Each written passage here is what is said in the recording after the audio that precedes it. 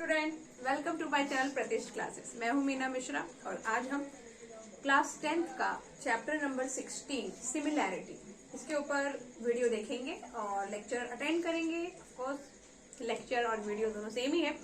तो आज से ये सिमिलैरिटी चैप्टर मैंने स्टार्ट किया है। मैं कोशिश करूंगी कि जल्दी से जल्दी इस चैप्टर के पूरे वीडियो में आपको भेज दूं।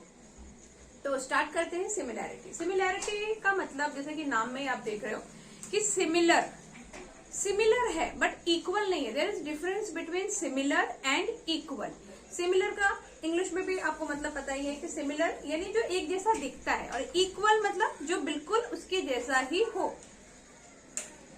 मतलब जैसे कि आप लोगों ने पढ़ा है कॉन्ग्रुएंट ट्रायंगल। तो कॉन्ग्रुएंट ट्रायंगल क्या होता है कि वो एक जैसे ही होते हैं, बिल्कुल सेम। उनकी जो वैल्यू, ये अगर मैंने यहाँ पे दो ट्रायंगल बनाया, triangle A B C and triangle P Q R, ये दो ट्रायंगल है। इसका वैल्यू 2, 2, 4, 4, 6, 6 ये साइड की वैल्यू है। तो आप क्या देख रहे हो कि इसका दोनों का साइड का लेंथ इक्वल है, ये और ये दोनों इक्वल है, ये और ये इक्वल है। और अगर मैं बोलूं कि angle is also equal, corresponding angles are equal, तो ये कौन सा ट्रायंगल होगा? ये हो जाएगा congruent triangle. Triangle A B C is congruent triangle P Q R. और वो हमने ऐसा पढ़ा है, triangle A B C congruent का सिंबल ऐसा होता है triangle P Q R. Congruent मतलब बिल्कुल एक जैसे, बिल्कुल वैल्यू सेम होगी। लेकिन आज जो हम पढ़ रहे हैं सिमिलर अलग है। सिमिलर में क्या होगा कि दोनों का साइज सेम होगा, लेकिन वो साइज का जो लेंथ है वो जो साइड का जो लेंथ है वो सेम नहीं होगा। मतलब ये कैसा हो सकता है कि अगर मैं यहाँ पे आपको दो ट्रायंगल बताऊं, तो एक ट्रायंगल कुछ ऐसा और दूसरा, दोनों का शेप, साइज सेम नहीं है, शेप सेम है। ये देखो, ये जैसा ये है वैसा ही ये है। तो इस टाइप का जो ट्रायंगल होगा उसको हम बोलेंगे सिमिलर ट्रायंगल। ये कॉन्ग्रुएंट नहीं है, इक्वल नहीं है ये दोनों, बस ये देखने में एक जैसे लग रहे हैं। तो जो देखने में एक जैसे लगे, जिनका शेप इक्वल होगा बट उनका लेंथ इक्वल नहीं होगा, तो वो होंगे सिमिलर ट्रायंगल। सिमिलर क्लियर है? अच्छा, अभी किसी भी ट्रायंगल का या किसी भी पॉलिनोमियल का, पॉलीगॉन का, किसी भी पॉलीगॉन का, अभी पॉलीगॉन मतलब closed figure which is having only line segment, जिसमें कि कर्व नहीं हो, उसको हम पॉलीगॉन बोलते हैं। जैसे circle is not a polygon. Clear है आपको? ये बात तो याद है। ओके, तो कोई भी आप पॉलीगॉन ले लो, पॉलीगॉन में ट्रायंगल, क्वाड्रिलेटरल सभी आ जाएंगे। तो कोई भी आप पॉलीगॉन ले लो, वो सिमिलर कब होंगे? जब वो उनका शेप एक जैसा हो, देखने में वो एक जैसे हो। ठीक है, जैसे कि हम बोल सकते हैं कि ऑल सर्कल्स आर सिमिलर। जितने भी सर्कल आप बनाओ, चाहे वो किसी भी रेडियस के हो, लेकिन वो सिमिलर होंगे क्योंकि वो सर्कल ही है। उनका जो शेप होगा वो सर्कल का ही होगा।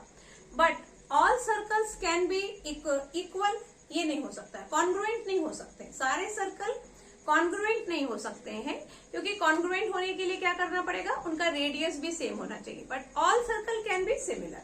ऐसे ही हम बोल सकते हैं all squares can be similar. जितने भी आप स्क्वायर बनाओ, चाहे छोटा स्क्वायर बनाओ, बड़ा स्क्वायर बनाओ, उनका जो शेप है वो स्क्वायर का ही होगा, तो वो क्या होंगे? सिमिलर होंगे। लेकिन अगेन वो इक्वल नहीं हो सकते।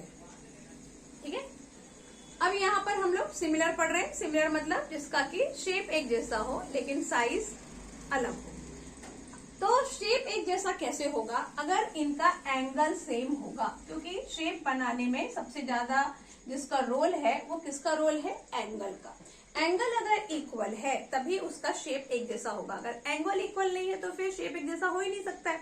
क्योंकि अगर मान लो यहाँ पर मैंने कुछ एक ऐसा ट्रायंगल बनाया, इसका 90 डिग्री एंगल है, और यहाँ मैंने कुछ ऐसा ट्रायंगल बनाया, इसमें एक भी 90 डिग्री नहीं है, तो ये दोनों सिमिलर नहीं है, क्योंकि ये देखने में भी एक जैसे नहीं। दोनों ट्रायंगल हैं बट ये देखने में एक जैसे नहीं है। अच्छा, all triangle can not be similar, क्योंकि ट्रायंगल का एंगल के बेस पे अलग अलग कैटेगरी है। तो all triangle can not be similar, but all rectangle and all square can be similar, क्योंकि रेक्टेंगल और स्क्वायर में एंगल का कोई फंडा नहीं है। रेक्टेंगल में भी ये सारे एंगल कितने के होते हैं? 90 डिग्री के होते हैं, और स्क्वायर में भी all angles have value 90 degree. ठीक है, तो वहां ये कॉन्सेप्ट काम आएगा। All square can be similar, all rectangle can be similar, but all triangle can not be similar, क्योंकि ट्रायंगल में जो एंगल होते हैं वो अलग अलग होते हैं। ओके, तो दो ट्रायंगल सिमिलर कब होंगे? जब उनका एंगल इक्वल होगा। तो आज जो हम पढ़ेंगे सिमिलैरिटी, तो देखो कभी भी कोई भी जो पॉलीगॉन है वो सिमिलर है। फिलहाल हम ट्रायंगल की बात कर रहे हैं। ट्रायंगल अगर सिमिलर है तो वो कब सिमिलर होगा? अगर उसके ऑल एंगल्स इक्वल हैं और कॉरेस्पॉन्डिंग साइड का जो रेशो है वो इक्वल है। अभी कॉरेस्पॉन्डिंग साइड का रेशो इक्वल मतलब कि अगर मैं इसको बोलूं it is ABC and this is PQR, ये 2, ये 4, ये 3, ये 6 और ये 5 और ये 10, मैंने ऐसे ही कुछ भी वैल्यू ले लिया है, उतना बड़ा ये डायग्राम है नहीं, बस आप समझ लो। तो इसका जो AB है, measurement of AB is 2, measurement of PQ is 4। यहाँ पर कॉरेस्पॉन्डिंग साइड का मतलब होता है सेम साइड में रहना। जैसे ये AB है तो AB का कॉरेस्पॉन्डिंग होगा PQ, AC का कॉरेस्पॉन्डिंग होगा PR और BC का कॉरेस्पॉन्डिंग होगा QR। जैसे अगर आपको ट्रायंगल दे दिया ABC एंड ट्रायंगल PQR, अभी अगर मुझे इसमें कॉरेस्पॉन्डिंग साइड ढूंढना है, जब मैंने ट्रायंगल ड्रॉ किया तब तो कॉरेस्पॉन्डिंग साइड ढूंढना बहुत आसान है। मैं देख रही हूँ AB, PQ, AC, PR, BC, QR। लेकिन अगर आपको ट्रायंगल ऐसा लिख कर दे दिया, डायग्राम नहीं है, तो भी आप कॉरेस्पॉन्डिंग साइड ढूंढ सकते हैं। वो मैं आपको ट्रिक बताती हूँ। देखो क्या करना है, ये AB का कॉरेस्पॉन्डिंग कौन होगा? PQ। AB by PQ is equal to, फिर आप ले लो BC का कॉरेस्पॉन्डिंग होगा QR, BC बाय QR, और फिर आप ले लो CA या AC, तो CA का कॉरेस्पॉन्डिंग कौन होगा? RP या फिर PR। तो ऐसे आप अगर ट्रायंगल आपको दिया हुआ है तो आप इस तरह से उसका कॉरेस्पॉन्डिंग साइड लिख सकते हैं। कैसे लिखा? AB का PQ, BC का QR और AC का PR। ओके, साइड दिया है तो पता ही है। अभी मैंने ये इसलिए लिखा क्योंकि ये दो ट्रायंगल सिमिलर हैं, तो क्या होगा? कॉरेस्पॉन्डिंग साइड का रेशियो इक्वल होगा। ये 2/4, अभी यहाँ पे कॉरेस्पॉन्डिंग साइड का रेशियो यानी 2/4 is equal to 3/6 is equal to 5/10। Cancel करो, 2 1 2, 2 2 4, 5 1 5, 5 2 10, सब में 1/2 1/2 1/2 आया। मतलब इनका जो कॉरेस्पॉन्डिंग साइड है उसका रेशियो इक्वल है। ठीक है, रेशियो मतलब क्या होता है? रेशियो मतलब कंपैरिजन ऑफ टू वैल्यू। अभी 2 और 4 को जब मैं कंपेयर कर रही हूँ तो 1/2 आ रहा है, 3 और 6 को कंपेयर करके 1/2 आ रहा है, 5 और 10 को कंपेयर करके भी 1/2 आ रहा है। मतलब इनका जो कंपैरिजन है वो इक्वल है। तो वही कंपैरिजन को हम मैथ्स में रेशियो बोलते हैं। तो ratio of corresponding side is equal. ऐसा अगर है and all angles are equal, तो फिर वो दो ट्रायंगल क्या होंगे? सिमिलर होंगे। या फिर दो ट्रायंगल सिमिलर तभी होते हैं जब ये सब कुछ होता है। ओके, अब दो ट्रायंगल को सिमिलर प्रूव करने के लिए हमें ये सब कुछ प्रूव नहीं करना है। इसके लिए हमारे पास 3 एक्सिम्स हैं। वो 3 एक्सिम्स क्या है? SAS Exim, AA Exim and SSS Exim. SAS में जैसा आपने देख के समझ ही गए होंगे कि दो साइड और एक एंगल, साइड यहाँ पर इक्वल नहीं चाहिए, साइड का रेशियो इक्वल चाहिए, क्योंकि सिमिलर है तो साइड इक्वल होंगे ही नहीं। ठीक है, तो साइड इक्वल किसमें होते हैं? जो कॉन्ग्रुएंट होता है। अभी ये साइड का रेशियो इक्वल होगा और एक एंगल इक्वल होगा, तो ये किस टाइप से बनेगा? SAS एक्सिम फर्स्ट वाला हम देखेंगे तो यहाँ पर ये कैसा होना चाहिए? ये हमारे पास दो ट्रायंगल है ABC एंड PQR, ट्रायंगल के नाम कुछ भी हो सकते हैं, PQR। अगर इस ट्रायंगल में आपको ये पता है कि ये 3, ये 6 है और ये 4 और ये 8 है, ये हमको पता है। ओके, और ये भी पता है कि ये दो एंगल इक्वल हैं, तो हम क्या बोलेंगे? हम यहाँ लिख सकते हैं कि AB by PQ is equal to AC by PR। क्यों इक्वल है ना? 3/6 और यहाँ पर ये है 4/8, तो 3 1 3 2 4 1 4 2, दोनों का रेशियो इक्वल है। और ये दो जो साइड है, इसी साइड से ये एंगल बन रहा है, तो इसलिए और ये एंगल भी इक्वल गिवन है, angle A is equal to angle P, तो हम बोल सकते हैं by S A S x this two triangle is similar. यहाँ पर ये दो कॉरेस्पॉन्डिंग साइड का रेशियो इक्वल है, तो इन दो साइड से बनने वाला एंगल भी इक्वल होना चाहिए। अगर मान लो ये एंगल इक्वल दिया होता, ये एंगल के बदले अगर ये एंगल इक्वल होता, फिर हम यहाँ पर एस एस नहीं लगाते, क्योंकि हमारा जो दो एस है वो यहाँ है और एंगल यहाँ बन रहा है। एंगल दोनों एस से ही बनना चाहिए, तभी हम एस एस एक्सिम वहां पर अप्लाई करेंगे। ये चीज आपको क्लियर है? ओके।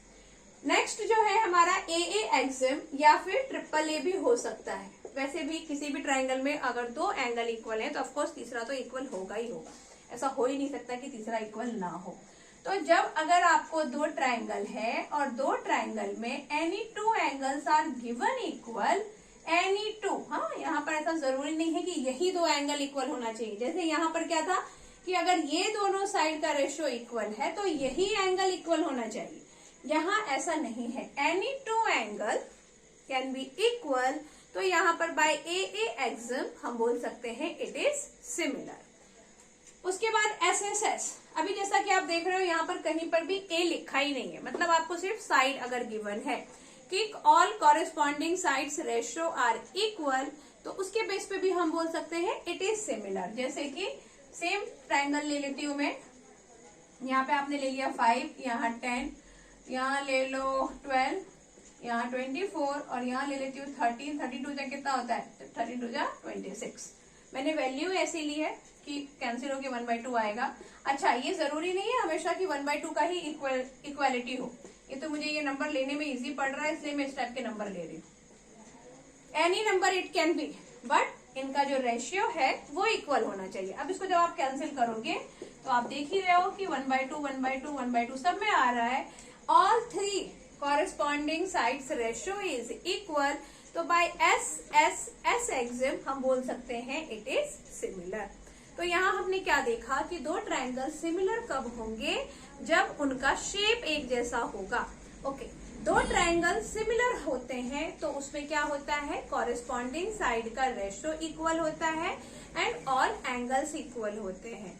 अगर मुझे दो ट्राइंगल को सिमिलर प्रूव करना है तो एस एक्सिम लगेगा जिसमें दो साइड और उसका एंगल इक्वल हो।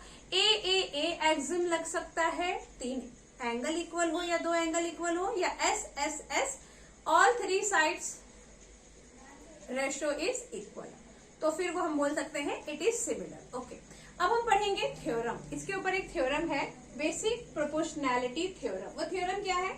A line drawn parallel to one side of a triangle divide the other two sides proportionally। यहाँ पर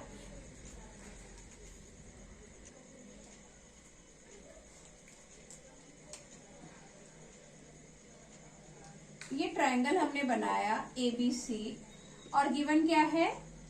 line drawn parallel to one side of a triangle. अभी इस ट्राइंगल में आप देख रहे हो there are 3 side.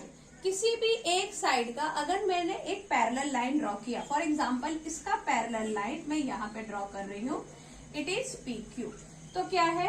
A line drawn, this line parallel to one side of a triangle, इसका पैरेलल ये लाइन है, divide the other two side. Other two side मतलब ये जो साइड है, इस साइड को ये जो लाइन है ये कैसे डिवाइड करेगा? प्रोपोर्शनली। प्रोपोर्शनली, अभी प्रोपोर्शनली का मतलब क्या होता है? जैसे मैंने आपको बताया कि रेशियो का मतलब होता है कंपैरिजन बिटवीन टू क्वांटिटी या टू वैल्यू, ठीक है। और प्रोपोर्शनली का मतलब होता है कंपैरिजन बिटवीन टू रेशियो। मतलब अगर मैं इसको रेशियो में लिखूंगी तो मैं क्या लिखूंगी? AP बाय PB, ये इक्वल होगा AQ बाय QC के। तो जब रेशियो का कंपैरिजन होता है तो उसको हम बोलते हैं प्रोपोर्शनली। क्लियर है आपको? इस तरह का अगर कंपैरिजन है, अगर सिंपल कंपैरिजन होता ना कि AP is equal to AQ, इसके नीचे ये इस तरह से डिनोमिनेटर में ये सब नहीं लिखा होता, तो हम इसको प्रोपोर्शनली नहीं बोलते, इसको फिर हम बोलते हैं इक्वल। ठीक है, लेकिन हम प्रोपोर्शनली वर्ड यूज कर रहे हैं, इसका मतलब कि दोनों साइड जो हमारा नंबर होगा या जो भी हमें गिवन होगा वो किस में होगा, रेशो में होगा। तो रेशो मतलब comparison of two quality, quantity, value, और प्रोपोर्शनल मतलब कंपैरिजन ऑफ रेशो। ये रेशो, ये रेशो, ये दोनों इक्वल है, मतलब ये क्या है, ये प्रोपोर्शनली है। क्लियर हो गया आपको, टू साइड्स प्रोपोर्शनली। तो बीपीटी क्या है, BPT is the short form of basic proportionality theorem. इसमें आपको क्या बोल रहा है कि अगर आपने किसी ट्रायंगल का किसी भी साइड का पैरेलल लाइन ड्रॉ किया तो ये जो लाइन है वो बचा हुआ जो ये जो दो लाइन है, अभी इसका ये P यहाँ आया तो इसको इसने डिवाइड किया, अगेन ये Q यहाँ आया और इसने इस AC को डिवाइड किया। तो इनको वो कैसे डिवाइड करता है, प्रोपोर्शनली, मतलब AP by PB is equal to AQ by QC। ये थ्योरम है। इस थ्योरम में आपको गिवन क्या है, इस थ्योरम में हमें गिवन है, क्या गिवन है, a line drawn parallel to one side of triangle. मतलब आपको गिवन है कि PQ is parallel to BC, और ट्रायंगल पे गिवन है ट्रायंगल ABC। ये दो चीजें हमें गिवन है कि PQ is parallel to BC and triangle ABC is there. Next हमें प्रूफ क्या करना है यहाँ पर, to prove AP by PB is equal to AQ by QC। तो ये हो गया आपका बीपीटी, जिसमें आपको गिवन होगा टू लाइंस आर पैरेलल। उसके बेस पे हम लिख देंगे कि इनका जो ये रेशियो है ये प्रोपोर्शनली है, sorry, divide the other two sides proportionally. Okay, इसी का कन्वर्स होता है। कन्वर्स में क्या होगा कि आपको ये दिया होगा कि ये प्रोपोर्शनली डिवाइड करता है, तो अगर प्रोपोर्शनली डिवाइड कर रहा है it means this sides are parallel, ये हम बोल सकते हैं। और ये है कन्वर्स ऑफ बीपीटी, मतलब क्वेश्चन में आपको क्या गिवन होगा कि AP by PB is equal to AQ by QC है, तो उसके बेस पे हम क्या लिख देंगे, PQ is parallel to BC by converse of BPT. तो ये सारा कुछ अभी हमने इंट्रोडक्शन देखा, अब हम एक्सरसाइज के क्वेश्चन सॉल्व करेंगे। अगर आपको इंट्रोडक्शन में कुछ भी समझ नहीं आया हो तो बिल्कुल टेंशन की बात नहीं है, क्योंकि जब मैं एक्सरसाइज के क्वेश्चन कराऊंगी तो ये सारी चीजें मैं 50 बार, 100 बार, 1000 बार, जब तक मुझे ये ना श्योर हो जाए कि आपको समझ आ गया, मैं बोलती जाऊंगी। Question number 1, in the given figure XY is parallel to BC। ये XY और BC आपको पैरेलल है, okay. And given that AX is 3 centimetre, ये हमको 3 सेंटीमीटर गिवन है, and XB is 1.5 centimetre, BC is 6 centimetre. तो आपको फाइंड क्या करना है, कैलकुलेट करना है AY by YC, AY by YC। तो पहली बात तो एग्जाम में जब भी ऐसा कुछ क्वेश्चन आता है जिसमें कि पैरेलल दिया हुआ है तो आप समझ जाओगे कि बीपीटी लगाना है, क्योंकि आपकी बुक में सिमिलैरिटी के ऊपर एक ही, मतलब ट्रायंगल के ऊपर एक ही चैप्टर है जिसमें कि ट्रायंगल की बात हो रही है, तो हम समझ जाएंगे, कोई प्रॉब्लम नहीं होगी। ओके, तो अब बीपीटी लगेगा। थ्योरम भी आपने एक ही पढ़ा है अभी तक, बीपीटी और कन्वर्स ऑफ बीपीटी। तो यहाँ पर अगर पैरेलल साइड की बात हो रही है मतलब बीपीटी लगना है, तो क्या करेंगे हम लोग यहाँ पर कि स्टार्ट करेंगे क्वेश्चन में आपको गिवन क्या है, गिवन पहले लिखो XY is parallel to BC। कभी भी क्वेश्चन में जो गिवन होता है वो आपको पहले लिखना है, और मोस्टली जो क्वेश्चन स्टार्ट होगा वो गिवन से ही होगा, कि गिवन मतलब क्लू, अभी क्लू से ही हम आगे बढ़ेंगे ना तो क्वेश्चन को सॉल्व करेंगे। तो ये क्लू क्या है कि XY is parallel BC।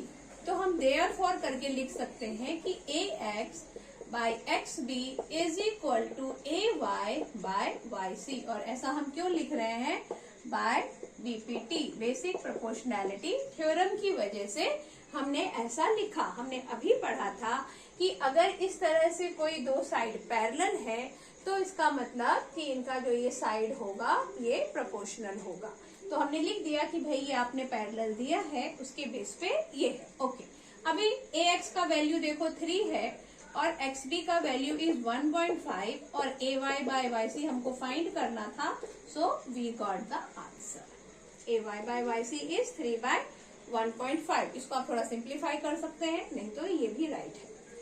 Next हमको फाइंड करना है एक्स वाई। एक्स वाई मतलब ये साइड का अभी मुझे लेंथ फाइंड करना है, तो थोड़ा क्वेश्चन अलग होगा। ये साइड का लेंथ फाइंड करना है, वो कैसे फाइंड करेंगे, क्योंकि ये दोनों साइड पैरेलल है, इक्वल नहीं है।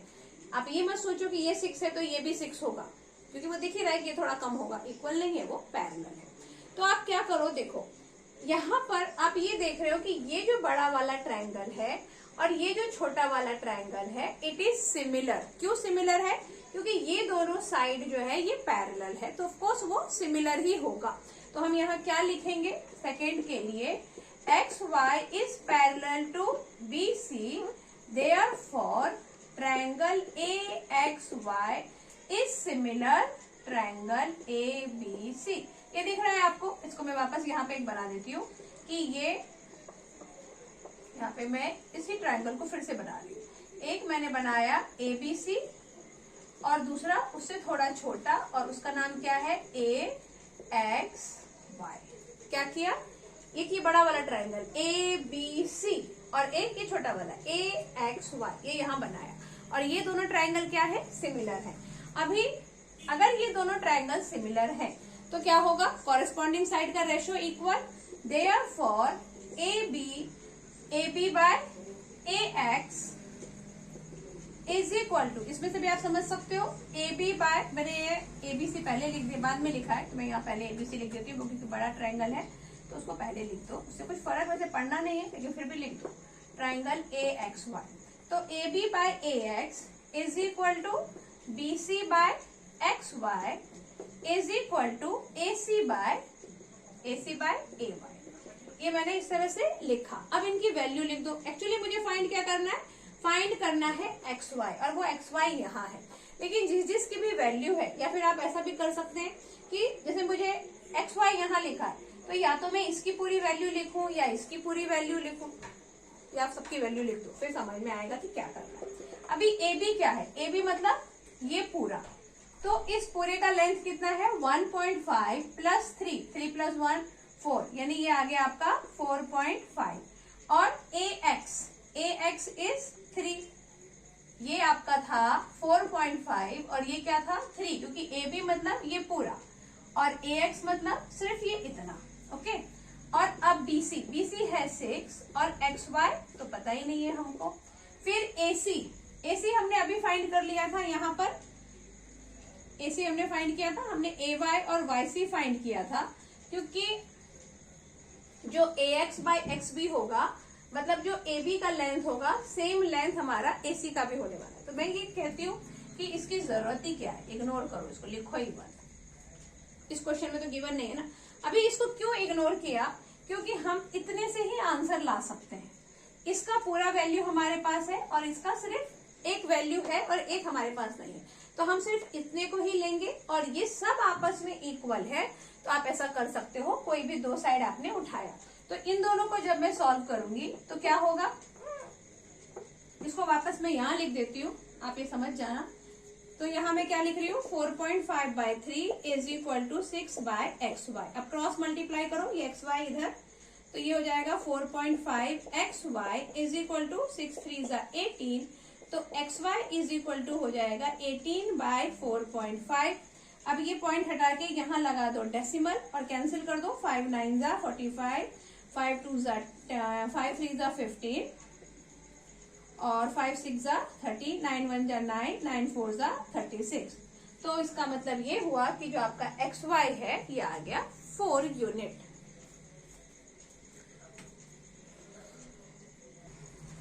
Question number 2, in the given figure DE is parallel to BC। Again आपको ये पैरेलल दे दिया है, ट्रायंगल की बात कर रहे हैं, मतलब यहाँ पे BPT यूज होगा। अच्छा, आपको लग रहा होगा कि मैं क्यों बार बार बता रही हूँ, ये इसलिए बता रही हूँ क्योंकि जब ये क्वेश्चन एक साथ एग्जाम में आते हैं फिर हम भूल जाते हैं कहाँ क्या यूज होने वाला है। ये तो इसी एक्सरसाइज का है, इस एक्सरसाइज में हमने BPT पढ़ा है, तो ऑफकोर्स BPT यूज होगा, लेकिन आपको क्वेश्चन पढ़ के समझ आना चाहिए कि BPT क्यों यूज होगा और कैसे हमें पता चलेगा कि BPT यूज करना है। ओके, तो हमने क्या देखा कि पैरेलल अगर बात हो रही है कि टू साइड्स आर पैरेलल, तो BPT। ओके, अच्छा, BPT तो यूज होगा। अब ये BPT यूज करके एडी आपको देखो क्या दिया है, एडी इज 3.6 सेंटीमीटर, एबी उसके बाद हमको दे दिया है ये पूरा एबी 9 सेंटीमीटर, देन एबी एई इज 2.4 और ईसी आपको फाइंड करना है।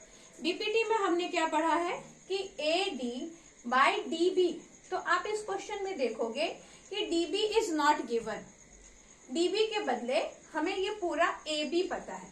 तो अब पहले तो हमें डीबी चाहिए, तो पहले हम क्या लिखेंगे, जो भी गिवन है वो लिखो, DE is parallel to BC, therefore AD by DB is equal to AE by EC, और ये हम क्यों लिख रहे हैं, बाय बीपीटी। और ये रीजन लिखना बहुत जरूरी है, क्योंकि कुछ भी उठा के हम नहीं लिख सकते हैं, हमने ऐसा क्यों लिखा तो वो रीजन जरूरी है यहाँ पर। अब एडी का वैल्यू है 3.6 और डीबी का वैल्यू हमको नहीं पता है, तो डीबी के प्लेस पे आप क्या लिख सकते हो, देखो ये जो डीबी है, ये जो पूरी लाइन है एबी, इस पूरी लाइन एबी में से अगर आप इस एडी को हटा दो तो क्या बचेगा, डीबी। इसको आप यहाँ समझो, जैसे ये एबी लाइन है और यहाँ किधर तो भी डी है, ठीक है। मैं इस लाइन को यहाँ पे आपको इस तरह से समझाने का कोशिश कर रही हूँ। तो मुझे क्या पता है, मुझे ये पूरा एबी पता है कि ये मेरे पास 9 सेंटीमीटर लेंथ का है और एडी मेरे पास 3.6 है। तो मुझे अगर ये डीबी चाहिए तो मैं क्या करूंगी, इस एबी में से इस एडी को कर दूंगी माइनस, तो इतना माइनस होने के बाद क्या बचेगा, सिर्फ डीबी बचेगा। यानी कि आपको इस पूरी लाइन 9 में से क्या माइनस कर देना है, 9 माइनस 3.6 माइनस कर देना है, तो वो आ जाएगा आपका DB, because DB is equal to A B minus A D. Clear है ये बात, तो वही यहाँ किया है। ओके, अभी एई तो पता ही है हमको 2.4 और ईसी हमको नहीं पता। अब क्रॉस मल्टीप्लाई कर दो या फिर इसको एक और स्टेप लिख दो माइनस करके।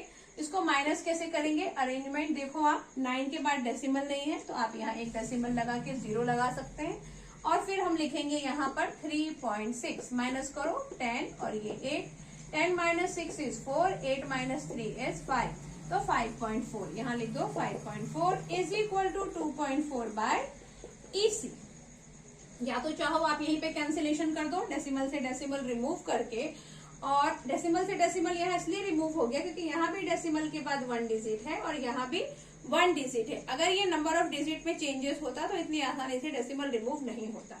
अब आप इसको कैंसिल कैसे करेंगे, 2 से जाएगा ये, 2 1 जा 2, 2 8 जा 16, ये 2 2 जा 4 और 2 7 जा 14, 3 से जाएगा 3 6 जा 18, 3 9 जा और वापस 3 से जाएगा 3 2 जा 3 3 जा। ओके, अब क्या करेंगे आप, तो ये कैंसिल होके क्या बचा, ये कैंसिल होके बच गया, यहाँ पे देखो 2/3 is equal to 2.4 by EC. Cross multiply करो, 2EC is equal to 2.4 into 3। अभी यहाँ पर इसको मैं मल्टीप्लाई क्यों नहीं कर रही हूँ, क्योंकि मुझे पता है कि ये जो 2 है अभी यहाँ डिनोमिनेटर में आने वाला है और अगर कुछ कैंसिल हुआ तो हम कैंसिल कर देंगे। तो इसके लिए अभी आपको इसको मल्टीप्लाई करके अपना काम नहीं बढ़ाना है, लेकिन अगर आप चाहें तो मल्टीप्लाई कर भी सकते हैं। तो 2.4 इंटू 3/2 लिखा, ये डेसिमल यहाँ से कर दो रिमूव, डेसिमल के बाद 1 डिजिट है तो यहाँ आएगा एक 0, तभी डेसिमल रिमूव होगा। ओके, अब कैंसिलेशन करो, 2 10 जा 20, 2 1 जा 2, 2 2 जा 4, अगेन 2 5 जा 10, 2 6 जा 12। तो ईसी क्या आया आपका, 6 3 जा 18, 18/5। ये सारी वैल्यू हमारे पास डेसिमल में है, तो हम 18 को 5 से डिवाइड करके डेसिमल में कन्वर्ट करेंगे। 5 3 जा 15, 8 माइनस 5 इज 3, डेसिमल लगाओ, 5 6 जा 30 यानी 3.6। तो ईसी हमारा आ जाएगा 3.6 यूनिट। यहाँ मैं यूनिट इसलिए लिख रही हूँ, अच्छा यूनिट लिखने की जरूरत नहीं है, यहाँ पे आप सेंटीमीटर लिख दो, बिकॉज क्वेश्चन में सेंटीमीटर गिवन है। अगर क्वेश्चन में मीटर गिवन होता तो हम वहां मीटर लिख देते। क्वेश्चन नंबर 2 का second, if AD by DB is 3/5। अभी तक आपको क्वेश्चन में क्या था कि जैसे एडी का लेंथ है, डीबी का लेंथ है, ऐसा सेपरेटली दिया हुआ है। इसमें क्या दे दिया, एडी बाय डीबी डायरेक्टली दे दिया, तो कोई इश्यू नहीं है, हम उसको डायरेक्ट यूज करेंगे। AC is 5.6. AC मतलब ये पूरा हमको पता है. This full is 5.6. ये हाफ का हमको पता नहीं. Okay, find AE. अभी AE नहीं पता, AE तो पता ही नहीं है भाई, और EC भी नहीं पता, यानी ये इसका हाफ भी नहीं पता. अगर इसका थोड़ा भी पार्ट हमें पता होता तो इसके पहले के क्वेश्चन में हमने क्या किया था कि जो हमको मालूम है उसको रिमूव कर दिया, माइनस कर दिया, then we got the value of rest part. लेकिन यहाँ ना हमें ये मालूम है ना ये मालूम है. इस केस में हम क्या करेंगे, AE आपको ले लेना है x. अभी अगर AE x है तो ये EC क्या होगा, EC होगा 5.6 माइनस x, क्योंकि इसके पहले के क्वेश्चन में भी हमने क्या किया था, अगर मेरे पास ये AC इज 5.6 और उसमें से ये जो E है इसको मैंने AE को ले लिया x, तो इसका वैल्यू क्या होगा 5.6 माइनस x.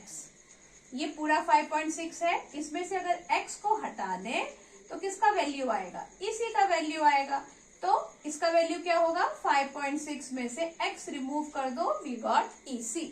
तो यहाँ EC का वैल्यू क्या है 5.6 माइनस x. वही सारा कुछ हमें अब लिखना है. यहाँ पर क्या लिखेंगे हम, गिवन है हमें AC इज 5.6, तो हम लिख देंगे let AE is equal to x centimetre, तो EC is equal to 5.6 minus x centimetre. और साथ अब स्टार्ट करते हैं क्वेश्चन. DE बाय BC, और ये क्यों लिखा हमने, बिकॉज इट इज गिवन, ये आपको लिखना है. Therefore AD by DB is equal to AE by EC, और ये क्यों लिखा, बाय BPT हमने ऐसा लिख दिया. अब AD by DB is also given 3/5, यहाँ 3/5 रखो. AE हमने बोला, AE हमने क्या बोला कि x है, और यहाँ लिखा ना AE इज x, और EC को हम क्या बोल रहे हैं 5.6 माइनस x. ये क्लियर है आपको, क्या किया, ये तो वैल्यू गिवन था वो यहाँ लिखा AE by EC, x by 5.6 minus x. अब आप कर दो क्रॉस मल्टीप्लाई, तो 5.6 minus x multiply by 3 is equal to 5 into x is 5x. अभी नेक्स्ट क्या करेंगे हम, इन दोनों को मल्टीप्लाई करो, तो 5.6 इंटू 3, 6 3 जा 18 एंड 3 5 जा 15 और 1 16, तो ये आ गया 16.8 minus 3x is equal to क्या है ये 5x. अब आप क्या कर सकते हो कि ये जो 3x है इसको उधर ट्रांसपोज करोगे, क्योंकि वो लाइक टर्म है, x के पास जाएगा, तो 16.8 इज इक्वल टू 5x, ये इधर आके हो गया plus 3x. 16.8 is equal to 8x, तो x is equal to 16.8 by 8. और अब कैंसिलेशन हो सकता है, डेसिमल रिमूव करो तो भी, नहीं करो तो भी. 8 2 जा 16, 8 1 जा 8. x is equal to 2.1 centimetre. आप इसको डेसिमल रिमूव करके भी कैंसिल कर सकते थे. अच्छा, तो AE मिल गया ना, AE वॉज x, तो हम यहाँ लिखेंगे therefore AE is equal to 2.1 centimetre, क्योंकि x क्या था, AE था.